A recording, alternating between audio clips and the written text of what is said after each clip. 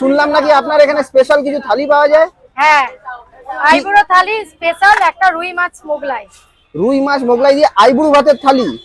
আরে সাবাস। কি কি থাকবে দিদি ওটাতে? সঙ্গে আলু ভাজা থাকবে, সবজি থাকবে, চোখা আচ্ছা। থাকবে, শাক ভাজা, পাপড়, লেবু। আচ্ছা। আর তার সাথে রুই মাছের মোগলাই। রুই মাছের মোগলাই, এটা তো প্রথমবার শুনছি রুই মাছের মোগলাই। এটা প্রথম রেসিপি। আচ্ছা, তো এখন সেটা রেডি হচ্ছে নাকি? হ্যাঁ, রেডি করে দিচ্ছি। আচ্ছা ঠিক আছে, করুন। এটা সবজি ভাতটা করে দেবো। তিনটে সবজি ভাজা হবে। সবার প্রথমে মিনিকেট চালের ভাত দিয়ে দিলাম। আচ্ছা। এদিকে আলু ভাজা দিয়ে দিলাম। আচ্ছা। আলু পটলের তরকারি দিলাম, সঙ্গে আলু ভাজা দিলাম, কলমি শাক ভাজা দিলাম, একটা গন্ধরাজ লেবু দিলাম, 2 পিস পাপড় দিলাম,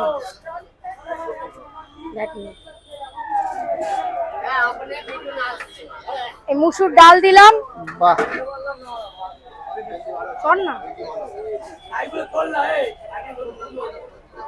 এই একটা রুই মাছ স্পেশাল, রুই মাছের মোগলাই।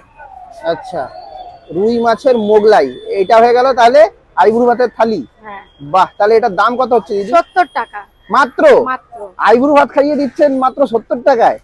বাহ। আর কি কি থালা পাওয়া যায় আপনার কাছে? ভেজ থালি থেকে শুরু করে মানে চিকেন থালি অবধি আছে। আচ্ছা, বাহ ঠিক আছে। তো এটা হচ্ছে আইবুড়ো ভাতের থালা। বাহ, দুর্দান্ত কিন্তু দিদি, দারুণ লাগলো।